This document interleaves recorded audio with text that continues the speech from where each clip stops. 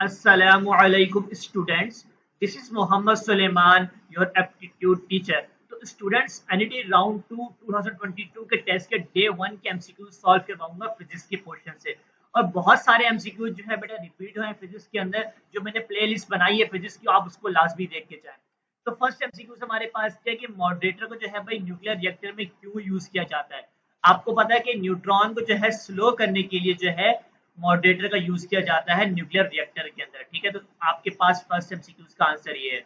MCQ number 2 की बात करता हूँ। The tension in the string of a simple pendulum is maximum. आपको बोला है टेंशन जो है मैक्सिमम है। ठीक है, तो आपके पास जो बॉब ऑफ पेंडुलम है वो कौन सी पोजीशन के ऊपर होगा। तो बेटा आपके पास जो बॉब ऑफ पेंडुलम है वो होगा मीन पोजीशन के ऊपर। किसके ऊपर? मीन पोजीशन में जब वो होगा तो आपके पास टेंशन इन द स्ट्रिंग जो है क्या होगा, मैक्सिमम के बराबर होगा। बाकी यहाँ पर फॉर्मूला पूछा गया आपसे लेंथ ऑफ एस्ट्रोनॉमिकल टेलीस्कोप का। ठीक है, तो बेटा ये आपके पास जो है F not plus F E जो है बराबर होता है। ठीक है, ये आपके पास क्या है, focal length of object plus focal length of eyepiece. आगे आपसे पूछा गया कि ट्रांजिस्टर जो है किस लिए यूज होता है कॉमनली। तो बेटा ये आपके पास एम्पलीफिकेशन के लिए है यूज होता है, तो आपके पास एम्पलीफिकेशन जो है इसका राइट आंसर होगा। आगे 5 एमसीक्यू की बात करता हूँ कि कैपेसिटेंस को आप किस तरह इंक्रीज कर सकते हो।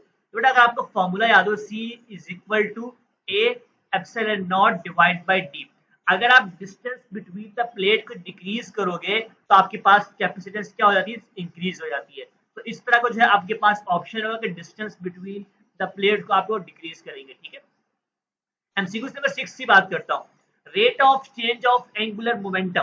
ठीक है, अगर आप डेल्टा एल को डिवाइड करो डेल्टा टी के साथ तो आपके पास क्या आता है, आपके पास आता है टॉर्क। तो आपके पास जो इसका राइट आंसर है वह टॉर्क के बराबर है। ठीक है, एमसीक्यू नंबर 7 की बात करो कि बच्चों ने कहा कि भाई आपके पास लैम्डा की वैल्यू गिवन थी, एल की वैल्यू गिवन थी और आपको जो है फ्रिंज विड्थ भी जो है गिवन थी। आपको फाइंड क्या करना था, आपको डिस्टेंस बिटवीन द स्लिट जो है फाइंड करना था। तो इसके लिए आपको फॉर्मूला पता होना चाहिए कि fringe width is equal to lambda L divide by D. आपके पास डेटा गिवन था, आपको जो है डी की वैल्यू यहां से फाइंड करनी थी। आगे 8 एमसीक्यू के अंदर आपसे पूछा जा रहा है कि जनरेटर जो है किस चीज के लिए यूज होता है बेटा। तो ये आपके पास मैकेनिकल एनर्जी को जो है कन्वर्ट करता है इलेक्ट्रिकल एनर्जी के अंदर। किसके अंदर? इलेक्ट्रिकल एनर्जी के अंदर। आगे 9 एमसीक्यूज की बात करें कि आपके पास करंट की वैल्यू गिवन है सवाल में, टाइम गिवन है और आपके पास रेजिस्टेंस गिवन है। आपको एनर्जी जो है कैलकुलेट करनी है। तो बेटा अगर आपको एनर्जी का फॉर्मूला याद हो, E is equal to V I T. ठीक है, अब V क्या होता है, आपके पास आई आर के बराबर होता है। तो आपने यहाँ पे पुट कर दिया तो आपके पास क्या फॉर्मूला आएगा, आई स्क्वायर आर और टी। आपके पास तमाम तीनों चीजें गिवन है, आपने पुट करना है, आपके पास एनर्जी जो है निकल के आ जाएगी। ठीक है बेटा, आगे आपको डायमेंशन बतानी है स्पेसिफिक हीट की। तो फॉर्मूला क्या होता है, Q is equal to M C delta T. आपने C की बतानी डायमेंशन, क्योंकि C आपके पास क्या है, स्पेसिफिक हीट है। तो आपने C को जो है अलग कर लिया यहाँ से, तो आपके पास क्या आ जाएगा, Q divide by M delta T. ठीक है बेटा, अब Q आपके पास क्या है, आपके पास Q है हीट एनर्जी, और Q आपको पता है इसका यूनिट क्या होता है, जूल के बराबर होता है। और जूल आपके पास क्या होता है, न्यूटन मीटर के बराबर होता है। ठीक है बेटा, आपने यहाँ पे लिख दिया जूल जो है न्यूटन मीटर के बराबर है। अब न्यूटन किसके बराबर होता है, किलोग्राम मीटर पर सेकंड स्क्वायर के, और साथ में मीटर ये भी था। तो इसकी अब डायमेंशन आप लिख सकते हो यहाँ पर। तो डायमेंशन क्या आएगी, किलोग्राम का मैस आ गया और यहाँ से m का स्क्वायर हो जाएगा तो लेंथ का स्क्वायर और t-2 आ जाएगा। ठीक है, अब डिवाइड में क्या आपके पास m क्या है, मैस है, और यहाँ पर t क्या है, टेम्परेचर है, चेंज इन टेम्परेचर। तो आपने क्या लिखा, केल्विन लिखा। मैस से मैस कैंसिल हो गया, आपके पास डायमेंशन क्या निकल के आएगी, कुछ इस तरह की डायमेंशन आएगी। ठीक है, तो आपके पास ये वाला ऑप्शन जो है वहां पर राइट आंसर होगा। आगे यहाँ पर बोला जा रहा है कि रेजिस्टेंस ऑफ गैल्वेनोमीटर G के बराबर है, शंट रेजिस्टेंस जो है S के बराबर है। ये बेटा कुछ भी थोड़ी सी मिस्टेक की जिसने भी मुझे एमसीक्यूज बना के दिए। तो आपने क्या करना है, यहाँ पर आपसे बेसिकली पूछा गया था कि रेजिस्टेंस ऑफ एम मीटर बताना है, मतलब आपने आर ए बताना है। ठीक है, तो आप क्या करते हो कि आप ऊपर इन दोनों का प्रोडक्ट लेते हो। ठीक है, रेजिस्टेंस ऑफ गैल्वेनोमीटर का और शंट रेजिस्टेंस का। तो आपने जीएस लिख दिया ऊपर, और नीचे क्या करते हो, आप दोनों का सम ले लेते हो। तो आपके पास ये वाला ऑप्शन जो है वहां पर राइट आंसर होगा। बाकी कंडक्टिविटी ऑफ सुपर इंडक्टर, तो सुपर कंडक्टर की जो कंडक्टिविटी होती है वो क्या होती है, हमारे पास इनफाइनाइट होती है। तो आपके पास इनफाइनाइट का ऑप्शन यहाँ पर राइट आंसर होगा। आगे आपसे ब्रैग्स लॉ का जो है फॉर्मूला पूछा गया था तो इसका फॉर्मूला क्या होता है, M lambda is equal to 2d sine theta, इसका फॉर्मूला होता है। ठीक है, आगे यहाँ पर एक चीज पूछी गई थी भाई, काइनेटिक एनर्जी मैक्सिमम है और पोटेंशियल एनर्जी जो है 0 है, तो ये आपके पास कब होती है, इक्विलिब्रियम स्टेज के ऊपर। कब होती है, इक्विलिब्रियम स्टेज के ऊपर। और जहां पर जब आपके पास उल्टा केस हो जाए कि काइनेटिक एनर्जी 0 हो गई है, पोटेंशियल एनर्जी जो है मैक्सिमम हो गई है, तो ये आपके पास जो है एक्सट्रीम पोजीशन के ऊपर होता है। किसके ऊपर होता है, एक्सट्रीम पोजीशन के ऊपर। ये एमसीक्यू बहुत सारे बच्चों ने गलत किया भाई। हॉरिजॉन्टल रेंज जो आपको बतानी थी, r is equal to v not square sine 2 theta divide by g। तो बेटा v नॉट x क्या होता है, v नॉट cos थीटा के बराबर होता है। ठीक है, अब v नॉट y क्या होता है, v नॉट sin थीटा के बराबर होता है। बच्चे बोलते हैं भाई हमें एंगल नहीं गिवन, हमें v नॉट की वैल्यू नहीं गिवन। तो बेटा आपको v नॉट x और v नॉट y गिवन था ना, तो आपने इन दोनों का रेशो लेना था। ठीक है, अब रेशो लेने से क्या होगा कि आपके पास एंगल निकल के आ जाएगा, क्योंकि v नॉट से v नॉट कैंसिल हो जाएगा, एंगल निकल के आएगा, तो आप एंगल यहाँ रख सकते हो। अब बात आ जाती है v नॉट की, आप उस एंगल को पुट करोगे या तो इसमें पुट करो या इसमें पुट करो, तो आपके पास v नॉट भी आ जाएगा। ठीक है, तो इस तरह से आपने इस एमसीक्यू को सॉल्व करना था। आगे 16 एमसीक्यूज की बात करते हैं कि बीटा पार्टिकल जो है penetrate dash time more than alpha. तो बेटा अगर बात करें तो बीटा पार्टिकल्स की, तो इसकी पेनिट्रेशन पावर जो है ज्यादा होती है, तो इसकी 100 टाइम्स अगर आपके पास ऑप्शन हो तो आपने उसके ऊपर आंसर लगाना है। ठीक है, 17 एमसीक्यूज में क्या बोलता है कि भाई आपको R1 R2 गिवन है, तो मतलब आपने पहले R2 माइनस R1 करना था, क्योंकि डेल्टा R निकालना था। ठीक है, उसके बाद आपके पास फोर्स गिवन थी, तो फॉर्मूला आपको पता है work done is equal to F dot delta R. ठीक है, तो आपने इस तरह से एमसीक्यू को सॉल्व करना था। 18 एमसीक्यूज की बात करते हैं कि अगर बॉडी जो है फॉल कर रही है माउंटेन से, तो कौन सी एनर्जी जो आपके पास कंजर्व होगी। तो बेटा इसके अंदर आपके पास जो ऑप्शन राइट होगा वो टोटल एनर्जी का होगा। टोटल एनर्जी जो है आपके पास जो है कंजर्व रहेगी, तो आपने इसके ऊपर जो है इसका राइट आंसर लगाना है। आगे बात करें इक्वेशन ऑफ गैलीलियन टेलीस्कोप की। पहले आपसे पूछा गया था कि भाई एस्ट्रोनॉमिकल टेलीस्कोप की, बच्चे इसके अंदर मिस्टेक करते हैं भाई। यहाँ पर आपके पास F naught minus F E के बराबर आएगा, और उसमें जो है आपने प्लस करना होता है।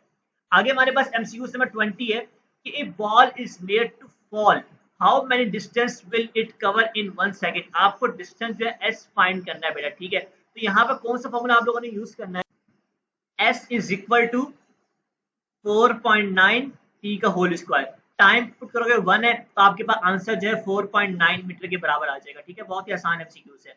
आगे आपसे 21 एमसीक्यू पूछा गया भाई, आपने ऑडिबल वेव ऑफ साउंड की जो है भाई रेंज बतानी है, किसकी रेंज होती है। तो 20 हर्ट्ज से लेके 20 किलो हर्ट्ज तक जो है इंसान की जो कान होते हैं वो सुन सकते हैं। ठीक है, आगे रेजिस्टर एंड कैपेसिटर का प्रोडक्ट क्या होता है, ये बहुत से बच्चों को नहीं पता था। तो आर सी जो है आपके पास बराबर होता है टाइम कांस्टेंट के। किसके बराबर होता है, टाइम कांस्टेंट के बराबर होता है। अगर आप रेजिस्टर और कैपेसिटर का क्या लो, आपस में प्रोडक्ट लो। आगे 23 एमसीक्यू की बात करें, transformer works on the principle of dash.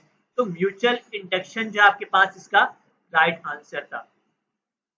24 MCQ की बात करो कि momentum in terms of wavelength बतानी थी आपको, तो P is equal to h upon lambda जो है आपके पास इसका राइट आंसर। यहाँ पर h आएगा, h अपॉन लेमडा। ठीक है, 25 एमसीक्यू की बात करेंगे, Wheatstone bridge is more sensible when, जब आपके पास तमाम रेजिस्टर जो है आपस में बराबर हो। ठीक है, जब बराबर होते हैं तो आपके पास जो है बीट स्टोन ब्रिज जो है मोर सेंसिबल होता है।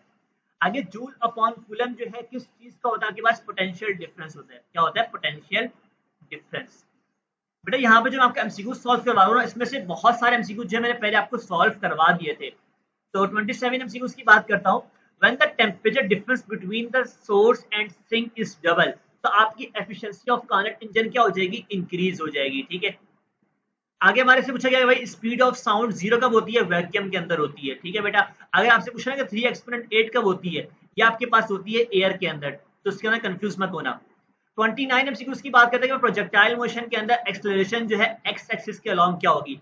आपको पता है कि वेलोसिटी जो है एक्स एक्सिस पे क्या होती है, कांस्टेंट होती है, तो इससे आपके पास एक्सेलरेशन जो आएगी वो 0 के बराबर आएगी। आगे 30 एमसीक्यूज की बात करूंगी, कौन सा ऐसा एंगल है जिसमें आपके पास हॉरिजॉन्टल रेंज और आपके पास जो है मैक्सिमम हाइट जो है बराबर हो जाती है। तो बेटा 76 डिग्री के ऊपर जो है आपके पास बराबर होती है। 31 एमसीक्यूज की बात करूं कि लाउडनेस जो है किस चीज के ऊपर डिपेंड करता है, तो ये आपके पास जो है इंटेंसिटी के ऊपर जो है डिपेंड कर रहा होता है, और लाउडनेस का जो यूनिट होता है वो आपके पास सोन होता है। ठीक है, आगे आपसे पूछा गया distance between the node and anti node is dash. तो बेटा नोड एंड एंटी नोड के दरमियान जो डिस्टेंस होता है वो लैम्डा अपॉन 4 के बराबर होता है। ठीक है, और अगर मैं बात करूं टू कंसेक्यूटिव नोड की, कंसेक्यूटिव नोड या फिर एंटी नोड, ठीक है। उस केस के अंदर आपके पास क्या होता है, उसमें आपके पास लैम्डा अपॉन 2 जो है राइट आंसर होता है। आगे आपसे पूछा गया 33 एमसीक्यूज के अंदर waves which can not be polarised. तो बेटा आपके पास जो साउंड वेव्स होती हैं वो पोलराइज नहीं होती, साउंड वेव्स आपके पास इसका राइट आंसर होगा। Metre bridge is used to measure dash. तो मीटर ब्रिज को हम लोग यूज करते हैं रेजिस्टेंस को मेजर करने के लिए, तो आपके पास रेजिस्टेंस जो है इसका राइट आंसर है। आगे at the centre of earth the value of G जो है आपके पास क्या होती है, 0 के बराबर होती है। तो यहाँ पर जो है मैंने आपको डे वन के एमसीक्यू सॉल्व करवाए हैं।